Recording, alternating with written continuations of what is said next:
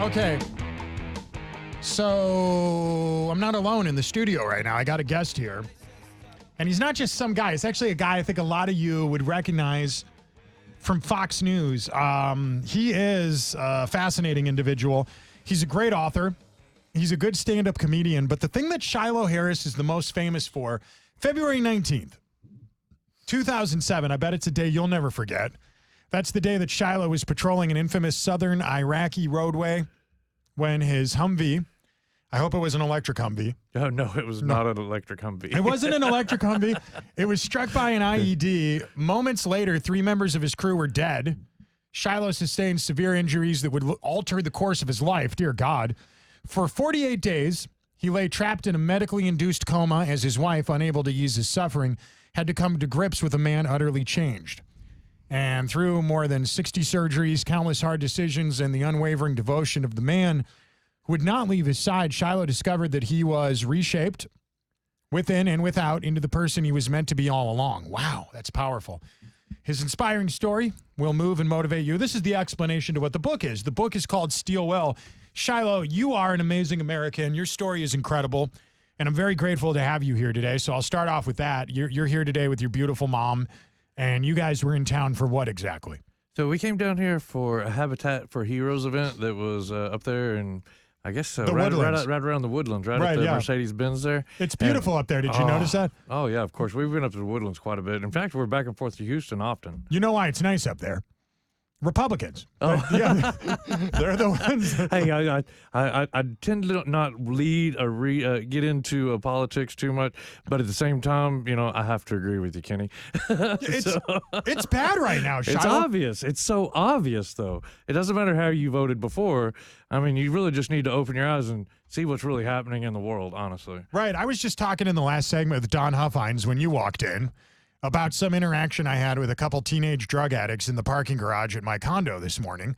And we got off the air, you immediately had a story about somebody stealing your King Ranch Ford F-150. Well, I remember you saying something, about you live in a good neighborhood, you pay a lot of money to be there, your taxes, I'm sure, are high and whatnot. So here's the thing is, when you pay for certain amenities, you expect a certain level of security to come with that for your life, right, for your family. And, my wife and I, we, even when we're in San Antonio, we tend to go into nice neighborhoods and whatnot, to make sure that our vehicles don't get broken into. We were at the Pearl in San Antonio, and somebody literally stole my truck like a year and a half ago. Jesus. And then I got to replace it with another truck very similar. And we'd put the added security, which is an added expense to my cost of living now, because I have to pay for extra security on my vehicle, the damages, the replacement of the truck. And then somebody broke into my truck again. But honestly, this is my 4th break-in San Antonio, and it's out of hand. Dude, I can't believe what San Antonio's become. Because I could remember 10 years ago going to San Antonio and Austin when I moved here from Chicago. So everything in Texas is nice compared to Chicago. Yes. It's 11 years later. It's turning into Chicago. In downtown San Antonio, you guys have a thing we don't do there, which is public camping. Is what they call it. That's what they call it, public, but it's really homeless people. Yep. And I don't know where to look. When I'm in downtown San Antonio, it's like, there's a guy on drugs over here. There's a pantsless man with a syringe in his arm. Across the street over there, there's a giant park across the street from a famous hotel called St. Anthony. St. Anthony is the name of it. Yeah. And this park is filled with places where you can plug an iPhone in, and shockingly, there's homeless people all over the place with their iPhones charging. Why do local people put up with that?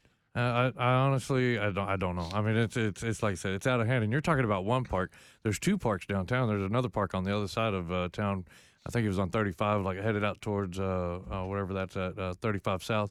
And anyway, there's another park over there. Same thing. Right. Very similar. And I used to go down there with my kids and ride scooters and enjoy downtown. And now it's like, you really got to plan it. Like, what day am I going to go down there and not have to face a lot of crime and drug addicts and shit like that my kids are going to be exposed to. It's okay. Hey, did we get that? We did. Hang on. Just a quick reminder, Shilo, this is, we have FCC rules here. So. Oh, yeah, sorry. I get carried away because it is upsetting, though. I mean, no, you're okay. You're okay. I swear a lot when I'm off the radio. I swear like a drunken sailor. I feel like the word you used shouldn't even be against the rules. I don't You think said I got into comedy. I used to be very, non-cursing and that sort of thing. Well, I generally don't as just a rule of thumb. But sometimes when you start talking about tough subjects like this, your passion comes out, and unfortunately, our words do get away from us. So I do apologize. No, it's Shilo. I love you, brother. Don't worry about it. I think it's ridiculous that the FCC won't let you say that word. I don't understand. I don't understand why we can't say the S word. It's an adjective. It's a noun. It's a verb. You realize how useful that word? Plus, you're on a farm. I think there's emoji for it too, right? Absolutely. No, you're right. There's an emoji. Shiloh's right about that. Shilo, I really want to hear your story though, because I think it's a really interesting story. And let's cut to the chase. Your wife. I mean, are you guys still together? What's going on with that? Yeah, that's a good conversation. I don't mind having it. No, we are divorced now, but we did have she did stick through the entire recovery with me. And, and I mean, that was something that a lot of guys didn't have. Some of their spouses walked into the hospital, seen what they were faced with, and turned around and walked out. And that's a true story. Unfortunately, relationships are hard enough nowadays, or any day. Yet, when you have an explosion happen right in the middle of it, it causes a lot more dynamics, like my wife becoming a nurse, and still trying to be a parent as well as a wife. There are just so many challenges that we faced. And honestly, I prayed a lot about the divorce. And, although I didn't want to go through a divorce, I really seen it as a way of setting her free. And, I see that our kids were paying a price for us fussing, and it just kind of overflowed into our family. And so, these are tough subjects.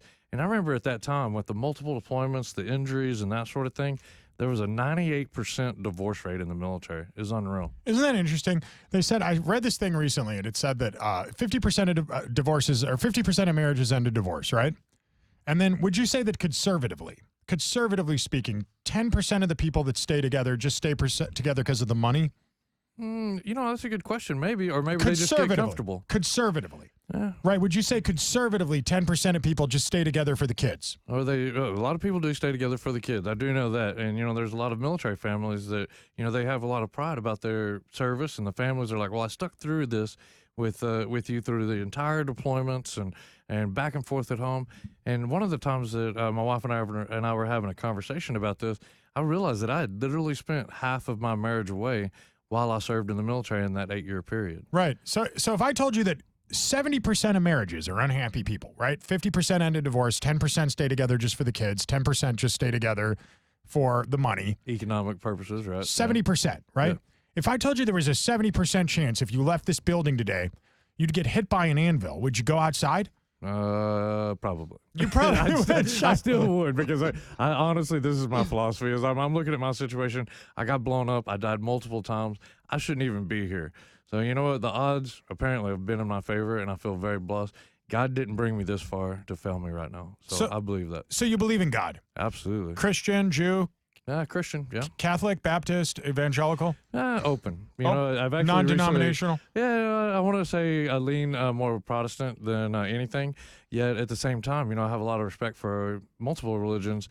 I took religious studies at University of Incarnate Word recently in San Antonio. 3 years of that. I'm going to come back this next semester, in fact, and I'm trying to work out that balance in my calendar. But yes, definitely a Christian. Believe in God, believe in Christ. And I'm so blessed. I don't get how you have time for it, because you're on Fox News a lot. You're on TV. That's how I know you. You tour around the country doing these veterans' rights events. You're writing books. You're doing stand-up comedy. And somehow you have time to go to college? How do you do it? I just want to live, man. I want to live, and they say they don't put God doesn't put too much on you. He puts enough on you. And yeah, sometimes I have a tendency to burden myself and overwhelm myself. But at the same time, I'm busy living life. And I also feel like I'm serving my community. Since I did get injured and get pulled out of the fight in the military, this has given me another opportunity to serve my community, and especially the veteran community, because as you know, it's faced with a lot of challenges, suicides and that sort of thing, PTSD-related issues, the multiple deployment, and then now the politics related to all the stuff that's happening, with the post-military, the veteran community. So, there's just a lot of challenges, and I really feel like this is the right time for me to get back out there. Shilo, can you hang with me for the rest of the show? I want to talk more with you. I want you to co-host the show with me today. Is that cool, my brother? Absolutely. Shilo Harris is here. The book today is called Steel Will. For those of you watching us on social media, grab a copy of it. I got to imagine Amazon.com. Just go online. ShiloHarris.com. ShiloHarris.com. You have a website with your name. Yes, sir. They make it easy. Don't change the channel. We got more coming up. Pursuit of Happiness Radio coming out your speaker. This is Kenny Webster.